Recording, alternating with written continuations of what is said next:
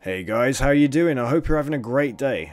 WKKanji here, and I just wanted to do a quick breakdown of the trailer that dropped yesterday. And as of today, we're at the 2-week mark until its release date of June 11th in Japan, with still a placeholder date of summer 2022 for the rest of the world. That means that this could potentially be the final trailer that we see before its release. Going back to what we were saying about with the rest of the world, however, SF Cinema City have reported that the film is set to be released in Thailand on September the 29th. Whether it will be the same for the rest of the world is currently unknown, but honestly I think it's actually more than likely it will be sometime in August. Anyway, in regards to the trailer, let's break it down and see if there's anything important to take away from this one. Original story, screenplay, character designs by Akira Toriyama. So first things first, we see a nice little animation of Goku training on Beerus' planet with a descending kick with some nice motion detail being added to some in-between frames. In the next shot, we're back to seeing some already used Gohan footage of him landing in his Piccolo gi and giving a nice stare down to the bad guys. It still looks awesome, and I'm really glad that they didn't tamper with this scene too much because I think it left an effect on a lot of us, considering the fact that if you look at the majority of the thumbnails for this film on YouTube, the majority of them are that scene of Gohan. World's most anticipated super blockbuster. Next we see the Gamma androids again. Once again, this isn't new footage. It was featured in the third trailer, and I'm still not overly keen on it. The movement here of Gamma 2, it still looks a little stiff and jarring as he moves his head and his arm, but the rest of his body doesn't seem to move with it.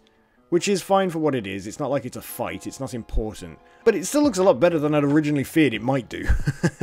Following that, I don't think we've seen this little pose of Vegeta in previous teasers. We've seen something similar with him looking upward, perhaps that's him waiting for the downward kick from Goku we saw earlier. But either way, this motion of Vegeta, looking like he's about to fight, I love it. The art looks really nice here. I'd say this is one of the more on-model shots we've actually seen from Vegeta so far, with some nice facial expressions. Next we go straight into the Piccolo shot. Nothing new here that I can see, other than potentially the fact I think the colours might be a little less washed out than we've seen previously. Then we have a nice clip of Pan in a kindergarten gear, kicking some red ribbon butt and flying towards the POV. I really like the line art in this. I think it's really a nice shot and the way that they've drawn her eyes, etc. I feel like this is one of the few clips you could probably show somebody and actually get them to believe that the movie isn't CGI. Awaken, which is fairly ominous, but I'm fairly sure we can all guess what it's implying. Here we get a close-up of Gohan's eye, and then we take a look at the transformation once more. Whilst we've seen this shot before in trailer 3, and possibly trailer 2 if I'm remembering correctly, they do seem to have added a glow overlay to Gohan in this clip, which I think makes it look more powerful, adding to the overall scene, so I can see why they did this. We see it show off the power he's emitting as it flows into the center of the sky and transitions into Gohan's ultimate form, with some nice sparking effects reminiscent of Super Saiyan 2. So it's a really nice panning shot of the transformation. Any of you thinking that the lightning might be indicative of him having this new power up to his transformation, I don't think this is where he's getting the transformation upgrade. I think that may be a little bit later, and I think it might be in this trailer, so we'll get to that in a minute. But I like the fact that Gohan's looking all beat up and battle damaged at this point. He looks ready to kick some butt, and let's be honest, we all love Gohan when he's like that. We then immediately transition to a face of Gohan where he temporarily looks a little bit concerned, and then he gets his game face on. I don't think this is him reacting to seeing Cell or something like that. I think that would be a much larger reaction. This looks more like him being told something cliche along the lines of, "We haven't even begun to use our full power," etc. Just one of those Dragon Ball tropes. But yeah, nice panning and close-up, and another one of the shots that you could probably pass as not being CGI at all. Then we see the nice motion of Gamma 1 about to fire his gun. This is footage we have seen before, however the lighting has been corrected here and the composition has been tidied up, as the last one had a jarring amounts of light shading on Gamma 1 that made him look like he was made of plastic, and to be fair, they also did that to Gohan as well. So I'm hoping they've tidied up the lighting on Gohan from that scene as well, but we weren't able to confirm that in this trailer. Then there's a really nice shot of Gamma 2 charging down from the sky, fist first. This is likely a clip from his confrontation with Piccolo at his house. And yeah, the line work is really nice in this shot, so again, I'm coming away from this trailer saying a lot of positive things about the way it looks, and that was really one of my main concerns. Then we get Namek and Broly nostalgia as we've got a sort of volcanic blast for a couple of frames, and I'm not really sure where this would happen in the movie. I don't think this is the result of a comic book style explosion behind Gamma 2 like we see him in the previous trailer, and I don't think this is a fallout from Dr. Hido destroying one of those buildings from the last trailer, so I'd say this would have to be toward the end of the movie. But as we're about to see in some of the upcoming shots, we don't really see anything similar to this from the other scenes shown. So could this be from another bad guy's attack, somebody like Cell for instance?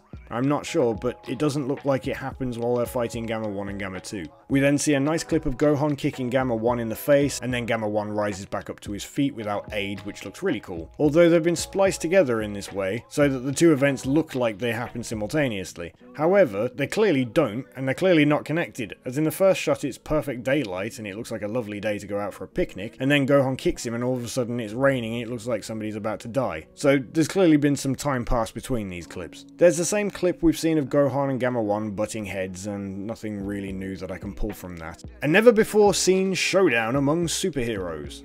There's a shot of the ground being pulled up and turned into cubes as the Red Ribbon Soldiers go flying, which looks pretty nice, but I do think it would be kind of funny if the Red Ribbon Soldiers were also turned into cubes. I really don't know if this was the intention. I don't know that they were going for like a Janemba vibe here, but it really does look like they've turned the ground into cubes. Then we get a quick panning shot of Dr. Hido that we've seen before. And then we see Magenta in his armoured suit flexing his metal muscles and looking pretty happy with himself for somebody who's had to put a metal suit on. We then get a quick shot of Pan sticking a head through the banister like a naughty child, evidently looking down on something. I think this could be related to the previous shot of Magenta and Hido where they might be showing off their battle gear to each other and Pan is watching them from above. That's where she might make some comedic childish dialogue or something and insult them. Here we can see the same shot of Gohan Super Saiyan from the previous trailer where he's screaming Pan, followed by a light show reminiscent of the human extinction attack from Super Buu. I really don't think this is anything to do with Buu, but it's definitely reminiscent of that move. We get a quick flick back to Piccolo activating his potential unleashed form or his ultimate form, although at the moment we're led to believe that this isn't Elder Kai's handiwork and has been achieved through some other method.